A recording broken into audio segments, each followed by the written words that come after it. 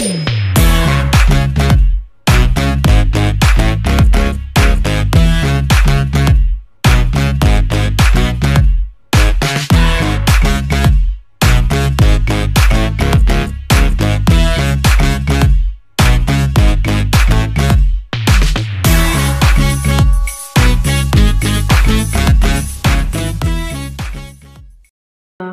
Morning आमी झर्ना झर्नार kitchen आज के एक रेसिपि करे देखाबो।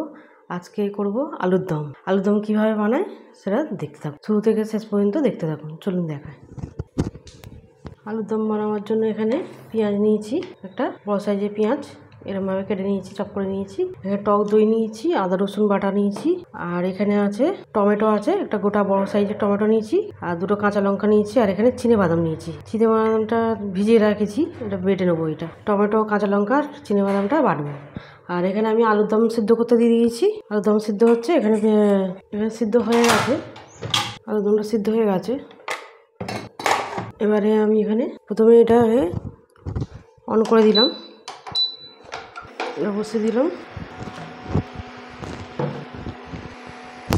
এখানে তেল দিয়ে দেবো, সরষের তেল, পরিমাণ মতো সরষের তেল দিয়ে দিলাম। আর আমি এই তেলটাই ব্যবহার করি, এই তেলটা খুব ভালো তেল, ভালো ঝাঁঝ আছে এই তেলটা। এখানে দেবো গোটা জিরে, দেবো একটা তেজপাতা, ভেজে নেবো। এবারে পেঁয়াজটাকে দিয়ে দেবো।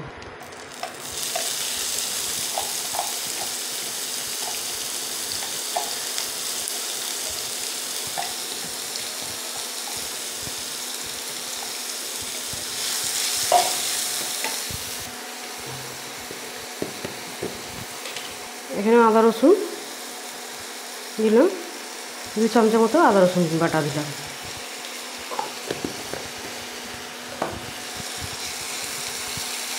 যতক্ষণ ভাজা হোক আমি তখন এগুলি বেটে নেবো, এই টমেটো কাঁচা লঙ্কা আর বাদামটা যতক্ষণ ভাজা হোক।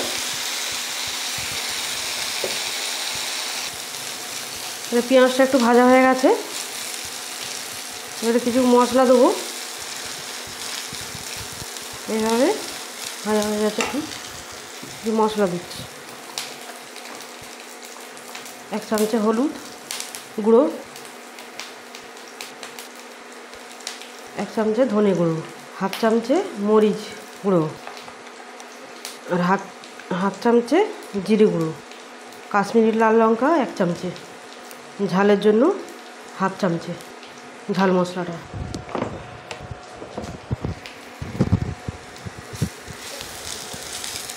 ভালো করে নেড়ে নেবো। কমিয়ে দিলাম।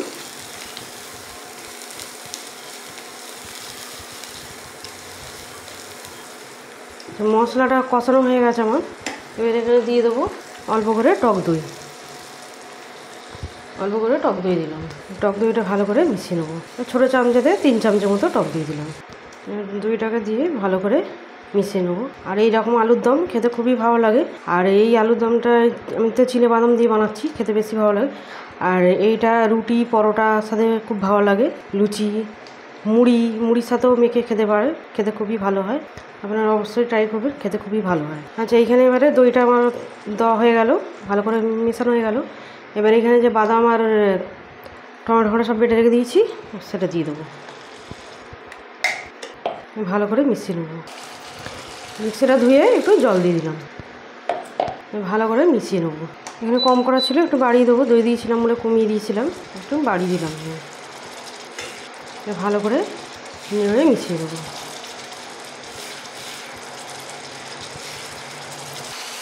এবারে মশলাটা কষানো হয়ে গেছে, তো একটু নুন দিয়ে দেবো, অল্প করে নুন দিয়ে দিলাম। আলুতে নুন দেওয়া আছে, সিদ্ধ করে দিই, আলুতে নুন দেওয়া আছে, কম করে দিলাম। একটু ভালো করে কষিয়ে নিলাম। তো তেল ছেড়েছে, আমার কষানো হয়ে গেছে। এবার আলুটা তুলব, আলুটাকে দিয়ে দেবো। আমি সিদ্ধ করে নিয়েছি, ছোটো ছোটো আলু গোটা গোটা দিয়েছি, খুব ছোটো না, এরম আলু গোটা গোটা করে নিচ্ছি। ভালো করে মিশিয়ে নেব। এর মধ্যে এবারে দেবো ছোটো চামচে 1 চামচে গরম মশলা,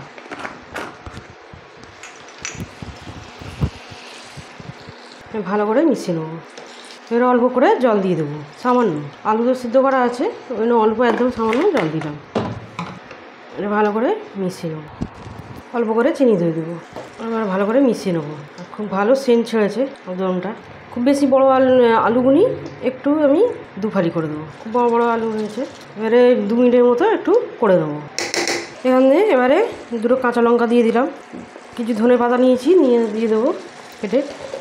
গাছ থেকেই সব ধনে পাতা পেড়ে নিয়ে এলাম। এখন তো গরম পড়ে গেছে, এখনও আমার ধনে পাতা গাছে আছে ছাদ বাগানে, একদম তাজা ধনে পাতা। কাঁচা লঙ্কা ধনে পাতা সব পেড়ে নিয়ে চলে এলাম, এতে দিয়ে দেবো। আবার আলুরদমে এতে দিয়ে দেবো।